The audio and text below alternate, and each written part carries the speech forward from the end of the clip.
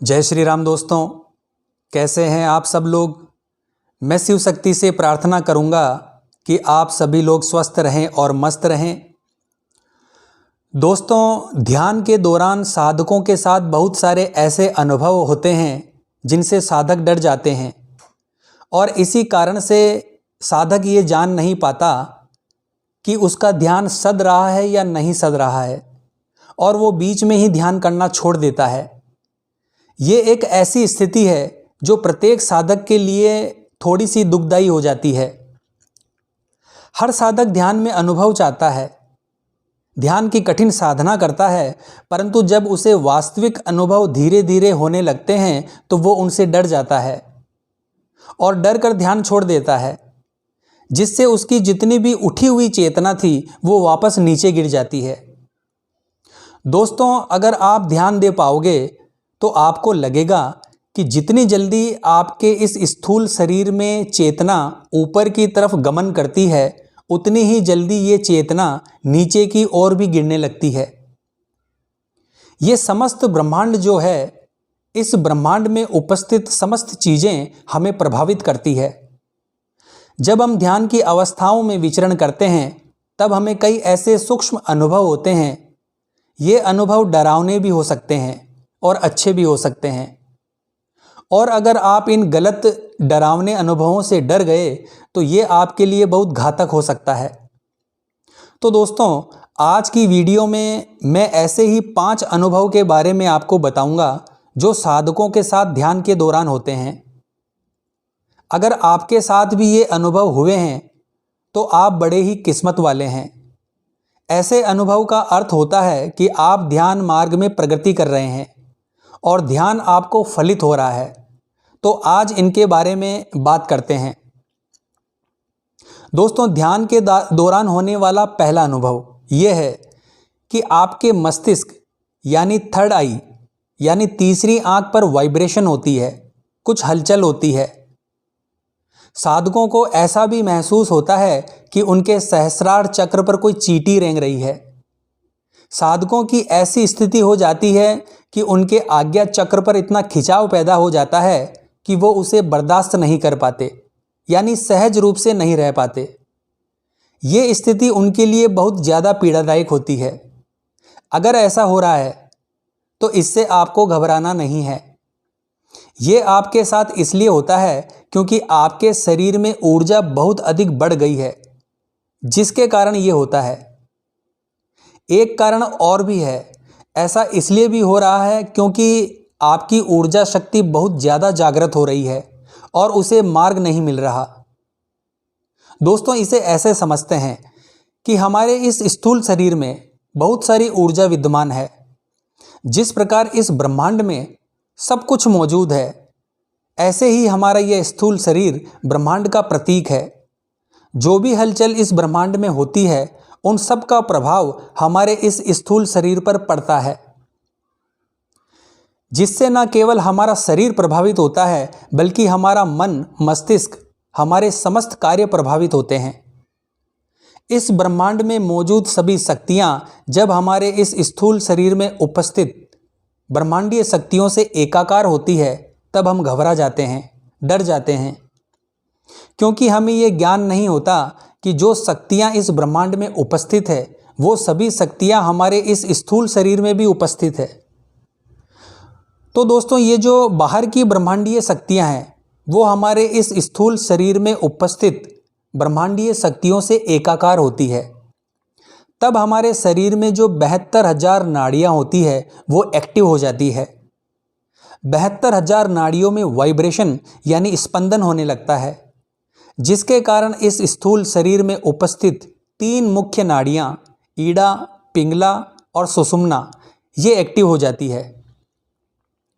इस प्रकार से ऊर्जा का प्रवाह हमारे इस स्थूल शरीर में बढ़ने लगता है।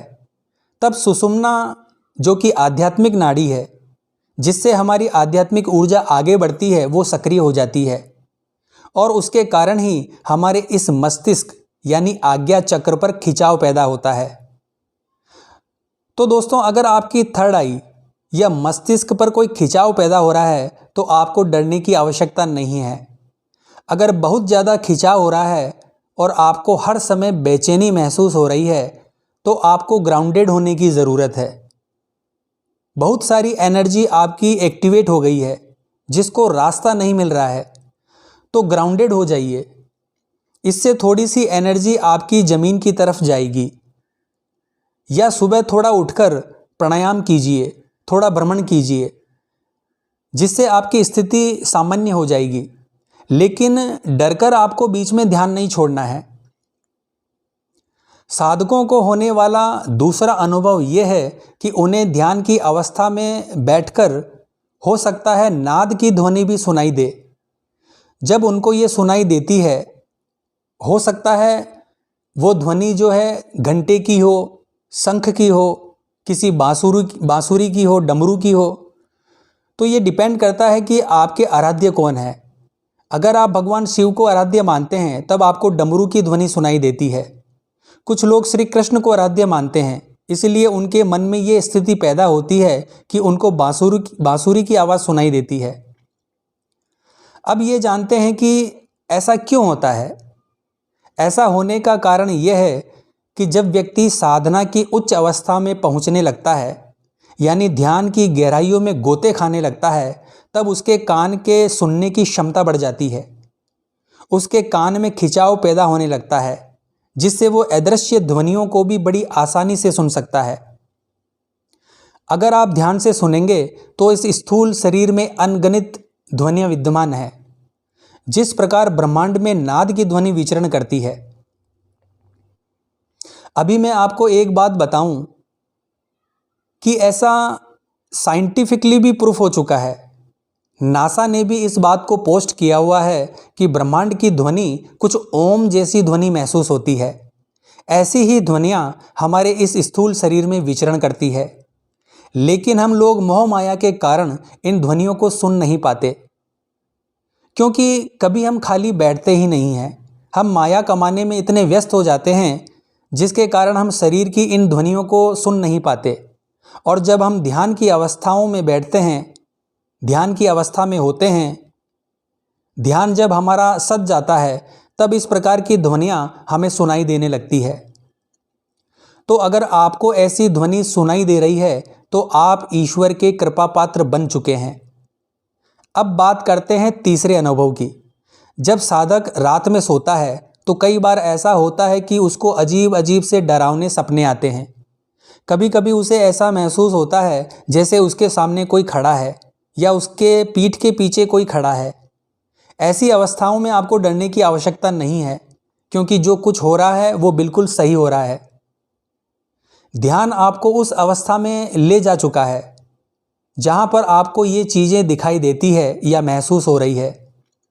यानी ध्यान साधनाएं करने के बाद आपको अपने आप को इतना शुद्ध कर लिया है कि इस ब्रह्मांड में उपस्थित तमाम सूक्ष्म शरीर आपसे संबंध स्थापित करना चाहते हैं। संबंध स्थापित करने का अर्थ है कि वो भी मोक्ष को प्राप्त करना चाहते हैं। और उन सूक्ष्म शरीर में उपस्थित आत्माओं को ऐसा लगता है कि जैसे यही वो व्यक्ति है या शरीर है जो उन्हें मुक्ति दिला सकता है। आपने देखा होगा कि अच्छे व्यक्तियों से हर कोई संबंध रखना चाहता है, तो ये आत्माएं भी आपसे संबंध रखना चाहती है। इस भवसागर से आपके साथ पार होना चाहती है, मुक्ति पाना चाहती है। इसीलिए अगर आपके साथ ऐसा कोई डरावना अनुभव हो रहा है तो आपको डरने की आवश्यकता नहीं है, बल्कि ये ध्यान की और गहराइयों में आपको ले जाएगा। दोस्तों, चौथा अनुभव यह है कि हो सकता है साधक को अपने इष्ट के दर्शन हो। बहुत से ऐसे साधक हैं जिनको ध्यान के दौरान उनके इष्ट भगवान के दर्शन होते हैं। अगर आपके साथ ऐसा हो कि आप सोते हुए अपने इष्ट भगवान के दर्शन कर रहे हैं या ध्यान की अवस्था में दर्शन कर रहे हैं, तो ये आपके लिए बहुत अच्छा संकेत है। यहाँ भी आपको डरने की आवश्यकता नहीं है। अब आपकी जो ध्यान साधना है वो उच्च कोटि की हो गई है, इसीलिए आपको भगवान के दर्शन हो रहे हैं। और अब अगर ऐसा अनुभव आपको हो रहा है तो आप डरिए मत, बल्कि अपनी इस साधना को कंटिन्यू करिए। अब भगवान आपको आगे का रास्ता दिखाने की कोशिश कर रहे हैं, मोटिवेट कर रहे हैं। दोस्तों, पांचवा अनुभव जो होता है वो ये है कि साधक को अपने कोई मृत प्रियजन दिखाई देने लगते हैं, उनसे बात करने की कोशिश करते हैं। ऐसी अवस्था में कई बार साधक डर जाते हैं। ऐसी अवस्था में आपको डरने की आवश्यकता नहीं है। ऐसा इसलिए होता है क्योंकि हमारे पूर्वज हमसे मिलना चाहते हैं, बात करना चाहते हैं। वैसे भी शास्त्रों में पितृ को भगवान की उपाधि दी गई है, तो ये जो पितृ हैं ये भगवान के समान है, जो हमारा समय समय पर मार्गदर्शन करते हैं। अगर आपने कभी भागवत कथा सुनी हो तो आपने सुना होगा कि अगर कोई व्यक्ति भगवान का भगत हो जाता है, गहरी ध्यान साधना करता है, तब वो अपनी पुरानी 7 पीढ़ियों के दुखों को तार देता है, उनको आगे ले जाता है।